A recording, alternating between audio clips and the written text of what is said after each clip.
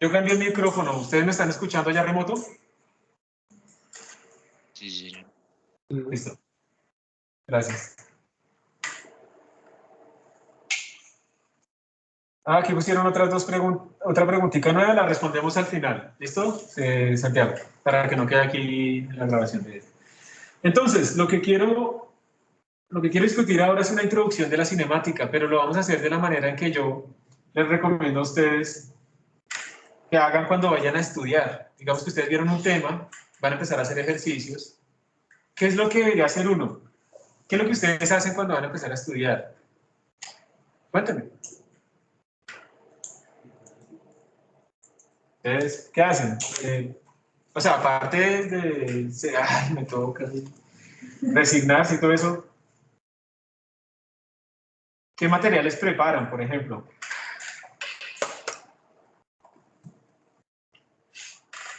¿Qué hacen? ¿O simplemente se sientan? En el computador. ¿Pero preparan algún material de estudio o se lanzan de una vez en los ejercicios? ¿Qué hacen ahí? Si entiendo los ejercicios, me mando de una. Si no, pues da igual. Listo. A ver, ¿dónde está? Yo normalmente lo que les recomiendo es que ustedes vayan a los libros. En los libros, en cada libro, siempre antes de empezar los ejercicios aparece como un resumen de la unidad. En algunos libros aparece con ecuaciones, en otros con ecuaciones y con figuritas.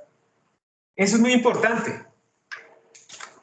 Este es el resumen del capítulo 2 de cinemática unidimensional del Sears, el que les estoy mostrando en este momento. ¿Sí? Y miren que ahí aparece como movimiento rectilíneo, velocidad media e instantánea. Entonces, como que hablan de lo que es, en resumen, eso.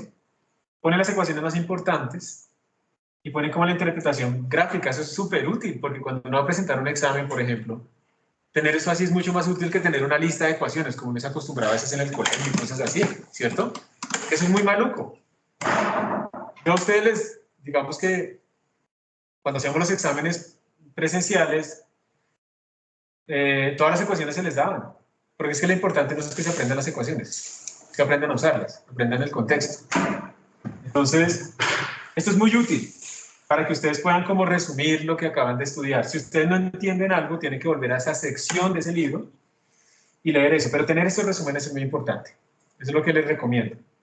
Tiene que después hablar de aceleración instantánea, movimiento rectilíneo con aceleración constante, tiene sus dibujitos, los cuerpos de caída libre, movimiento, ta. Esto es lo que quiero que ustedes como que aprendan a tener cuando vayan a un examen, que lo tengan, porque es un resumen, y es el resumen que quiero utilizar para hacer la introducción del tema, precisamente, porque como ustedes ya tienen una idea de qué es el movimiento, entonces vamos a pasar como a tratar de usarlo, ¿está bien? Entonces, cuando yo quiero describir el movimiento, entro en una área de la física que se llama la cinemática. Nosotros estamos en este momento estudiando la cinemática. ¿Cómo se mueven las cosas? Luego entramos a la dinámica, que nos explica de dónde surgen las aceleraciones, o sea, los cambios de movimiento. Y luego entramos a la parte de energía, que tiene que ver con dinámica, y luego entramos en rotaciones, que es lo mismo, pero pues rotando. Y las cosas ya tienen forma. En este momento todo es un punto. Acá hay un concepto también importante que entenderemos con las leyes de Newton, que es la inercia. Y el concepto de inercia es muy difícil. En este momento, por ejemplo, vamos a calcularlo después, pero ¿ustedes están quietos o no están quietos? No. ¿Por qué no?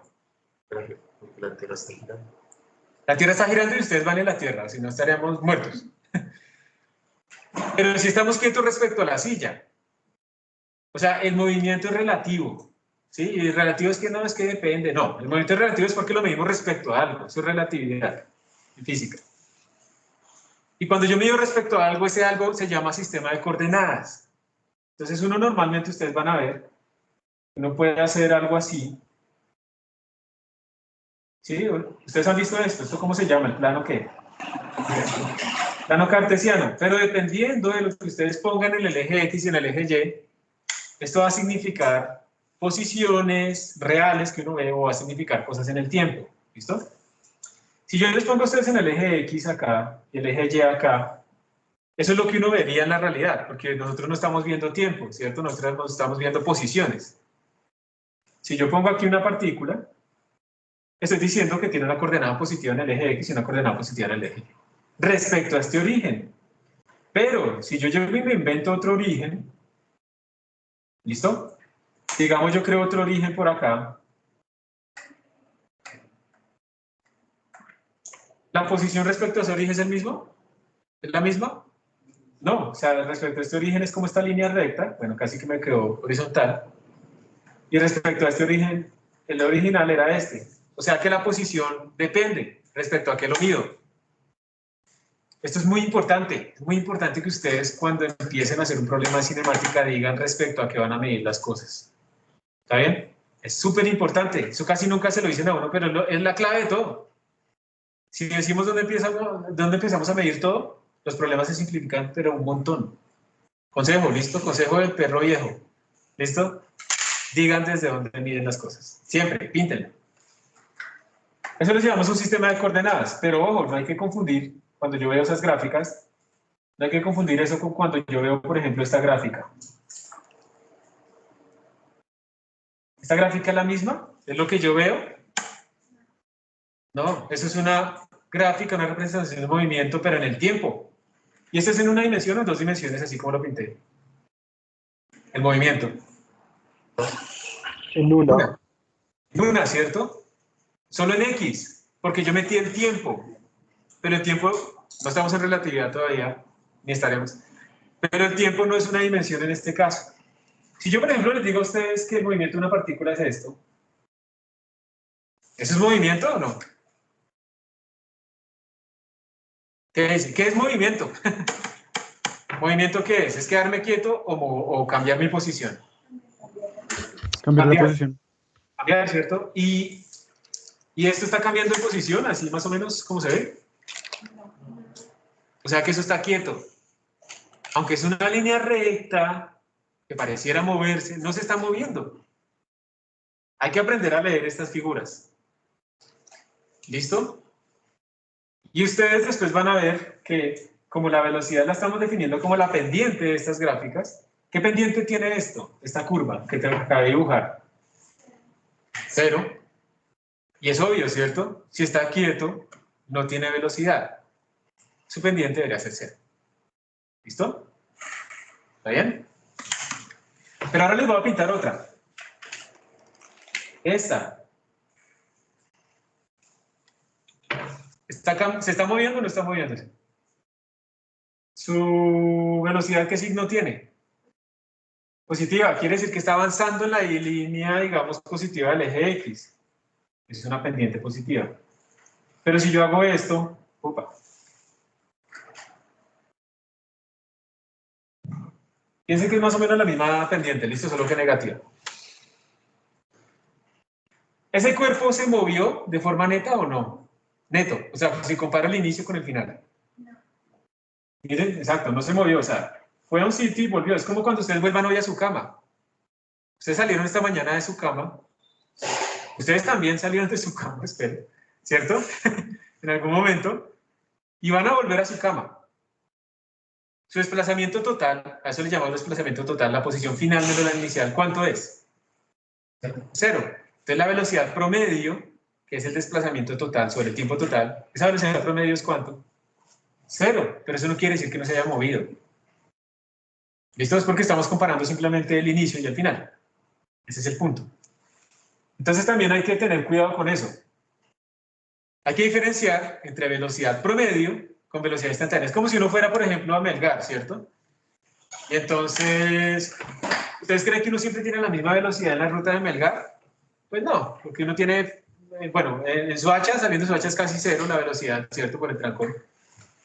Y después uno acelera en una parte, y luego uno tiene que girar, y luego baja la velocidad, la sube. O sea, el odómetro, estamos mostrando diferentes velocidades en cada instante de tiempo. A esa le llamamos velocidad instantánea. Pero si después yo cojo simplemente la distancia de Bogotá-Melgar, y la divido entre el tiempo total que me gasté, eso es la velocidad promedio. Pero unas veces yo estuve por encima, otras veces estuve por debajo. No hay que confundir velocidad instantánea con velocidad promedio. Esa es la gran diferencia. La velocidad instantánea es como una derivada. Es la pendiente en cada instante. La velocidad promedio es el promedio. Depende del tiempo que yo esté mirando. ¿Listo? Pueden pensar que la velocidad instantánea es como una velocidad promedio, pero con un intervalo tan chiquito que se vuelve una derivada. ¿Se acuerdan que las derivadas son como un límite? ¿Se acuerdan? Eso les debe haber quedado grabado como un trauma, ¿no? Límite cuando h tiende a 0 de f de x más h menos f de x sobre h. Esa, señor. Compañero, tiene una pregunta. Ay, gracias. O sea, levantó la mano. Adelante. ¿Quién levantó la mano? Adelante. Sí, profe. ¿Cuál es la diferencia entre velocidad y rapidez? Muy bien, vamos para allá. Entonces, la velocidad es un vector. La rapidez es un número.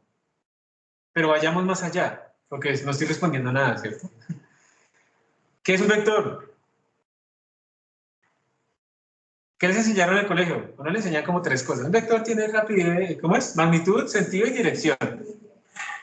Bueno, lo vamos a simplificar. Tiene magnitud, o sea, un vector es una flecha que tiene un tamaño y que apunta para algún lado. Lo que pasa es que a uno le decían lo de dirección y sentido, pero es como redundante. Lo que pasa es que si uno habla, digamos, sentido sur-norte, eso es una dirección también, eso es lo mismo, ¿sí? Entonces vamos a decir simplemente que un vector es un matemático que tiene una longitud, pero además tiene una dirección. Mi brazo tiene esta longitud, pero puede apuntar en diferentes direcciones, ¿sí? ¿Listo? Este vector es diferente a este vector. ¿Por qué? Tiene diferente dirección. Los vectores se diferencian en varias cosas, o en la magnitud, o en la dirección, o en las dos. ¿Listo? Eso es lo que hace a un vector especial. En cambio, la rapidez es la norma de mi vector. Esta rapidez es esta misma rapidez, porque lo que mide mi brazo es lo mismo. Pero en cuanto a la velocidad es diferente. ¿Sí? ¿Listo? Sí, señor. Listo. Entonces, básicamente es eso. O sea, podemos decir la rapidez es la norma de mi velocidad. O sea que la velocidad, la posición, aunque estemos en una dimensión, son vectores. Y los vectores tienen una magnitud y una dirección. Ustedes sí sabían que, por ejemplo, si yo estoy en una glorieta dando vueltas en un carro a velocidad constante, a rapidez constante, perdón, speed. Si estoy a 30 kilómetros por hora dándole vueltas, 30 kilómetros siempre, no la subo ni la bajo, es perfecto, o sea, estoy completamente alineado solo. ¿Listo? 30 kilómetros por hora. ¿Mi velocidad está cambiando? ¿O mi rapidez? Mi rapidez es constante, pero mi velocidad es constante. Si yo estoy dando vueltas, miren que el vector de velocidad está girando. Entonces está cambiando de dirección. Entonces, aunque yo tenga rapidez constante, yo estoy cambiando de dirección. Pero cuando cambia la dirección de la velocidad, eso implica que el vector está cambiando. O sea que hay una aceleración. Porque la aceleración es el cambio de la velocidad. Y si hay una aceleración, vamos a saltarnos, quiere decir que hay una fuerza. ¿Y quién me está haciendo a mí la fuerza? Para hacer el giro. El motor me está tratando de hacer andar derecho. Yo giro las llantas para girar. Pero ¿quién me está ejerciendo a mí la fuerza para que yo precisamente gire? ¿Saben quién es? El rozamiento. Cuando yo camino, ¿hacia dónde va el rozamiento sobre mí? Gracias.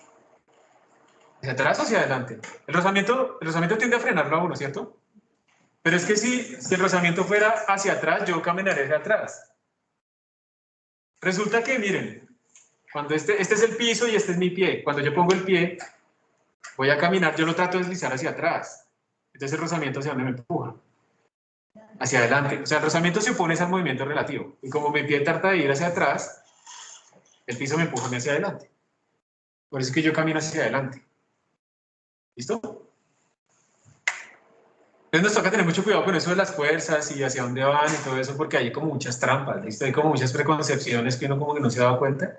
Y entonces el movimiento circular, aunque yo tenga rapidez constante, ese movimiento circular es acelerado. ¿Por qué es acelerado? Porque la velocidad está cambiando de dirección. Eso pasa también con la luz, por ejemplo. Como el Sol es una masa ya relativamente mucho más grande, obviamente, que nosotros, y es relativamente grande, el Sol curva el espacio-tiempo. Entonces, digamos que este es el Sol, y por aquí está la luz de una estrella, y la Tierra está acá en este momento del año. Entonces, esa luz de esa estrella, digamos que se fuera a ir así, pero el Sol como curvó el espacio-tiempo, o sea, tiene gravedad, desvía la luz.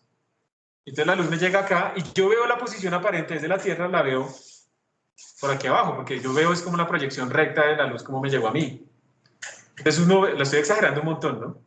Entonces uno vería la estrella por acá, entonces espera 6 meses y cuando estemos en este lado vemos dónde está realmente y con eso podemos saber la magnitud de la distorsión.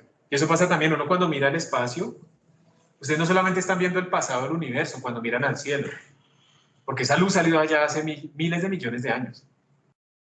Si la estrella más cercana está a 4 millones de años luz, quiere decir que esa luz que estamos viendo de ella es de hace 4 millones de años. Esa estrella puede no existir ahorita. Y nos enteraremos dentro de 4 millones de años. ¿Sí? O sea, cuando ustedes están viendo al universo, están viajando al pasado del universo. Eso es lo que están haciendo. La luz del sol, pues se demora 8 minutos en llegar acá.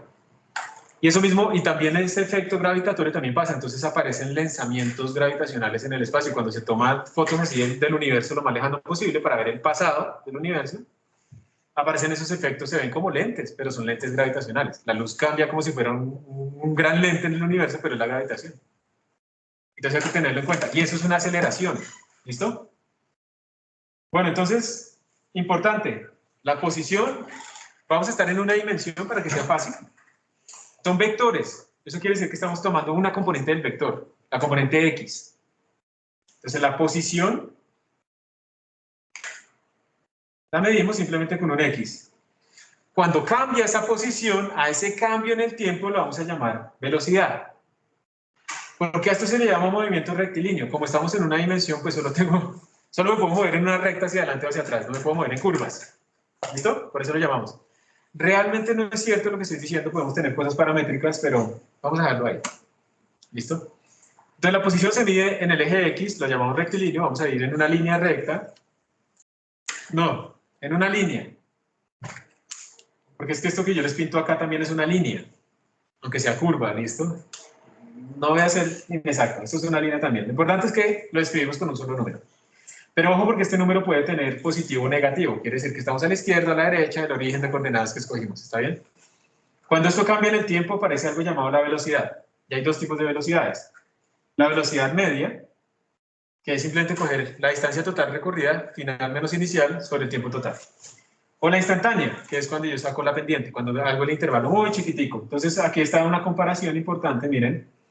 La línea azul es el movimiento de la partícula en función del tiempo. Y si ustedes están en el punto P1 y están en el punto P2 y están comparando, tienen varias cosas que hacer. Si yo cojo simplemente las posiciones finales, iniciales y las resto y las divido entre el tiempo total, eso me da una pendiente global. Eso es una velocidad promedio, que es esa línea verde. Pero ustedes dirían que esa línea verde representa todas las velocidades en ese intervalo. No. Si yo me paro por acá, por ejemplo, acá donde están ellos, ¿sí ven que esa pendiente es diferente? Si me paro por acá, la pendiente es así. Si me paro por acá, la pendiente es así. ¿Listo?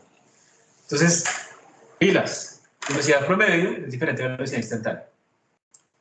¿La velocidad tiene signos o no? ¿Sí? Ese es el que nos da la dirección. Cuando ustedes dicen, no, es que mi eje X va para allá. Muy loco, ¿cierto? Son rebeldes sin causa. Entonces pusieron el eje X así en diagonal para allá. Si yo les digo que la velocidad es más 3.5 metros sobre segundo, quiere decir que se está moviendo en esta dirección. O sea, corresponde con el signo de avance positivo del eje X. Eso es lo que estamos diciendo. Si ven que el eje X no tiene que estar siempre hacia la derecha, horizontal, es una convención, pues para que todos hablemos como lo mismo, pero eso no es necesario. Tranquilos que vamos a tratar de utilizarlo siempre así, pero eso no es necesario. Entonces, el cambio de posición implica velocidad. ¿Y el cambio de velocidad qué será? ¿Cómo se llama eso? Aceleración. Y a eso también se le llama aceleración instantánea o aceleración media, dependiendo de si es una derivada o es un promedio. Pero otra cosa importante, yo creo que con eso terminamos, es como la velocidad es una derivada finalmente, eso implica entonces que en una gráfica de X en función del tiempo, la velocidad es la pendiente. ¿Listo? Es muy importante eso, la interpretación geométrica. La velocidad es la pendiente en mi curva. Que eso fue lo que hicimos al principio, ¿se acuerdan? Cuando dijimos la pendiente de esta curva, la pendiente de esta, la pendiente de esta, ¿cierto? La velocidad instantánea es la pendiente. ¿Está bien? Y ustedes ya están viendo integral, ¿cierto? Exacto, entonces si yo tengo esto, miren, si yo tengo una gráfica de velocidad en función del tiempo, ¿cómo relacionaría yo esto con la posición? ¿Qué se les ocurre? Entonces miren acá, si la velocidad en el eje X es la derivada de X respecto al tiempo, yo puedo integrar a ambos lados, vamos a pasar este tatea multiplica.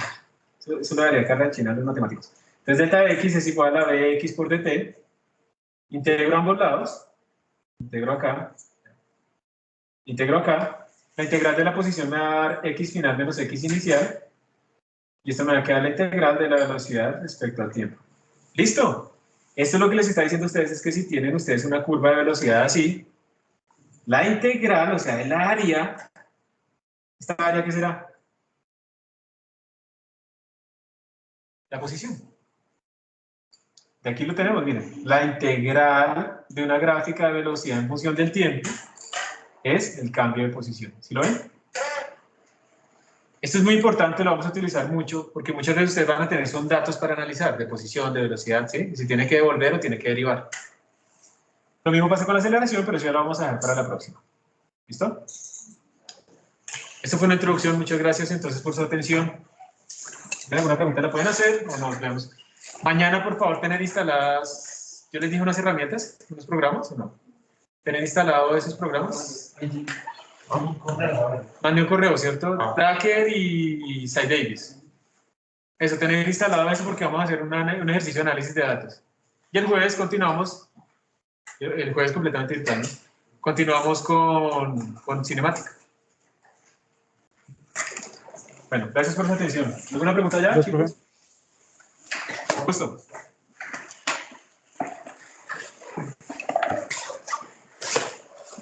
Bueno, me voy. Hasta pronto, chicos. Estén muy bien. Chao, que estén bien. Chao. No, no te dejaría.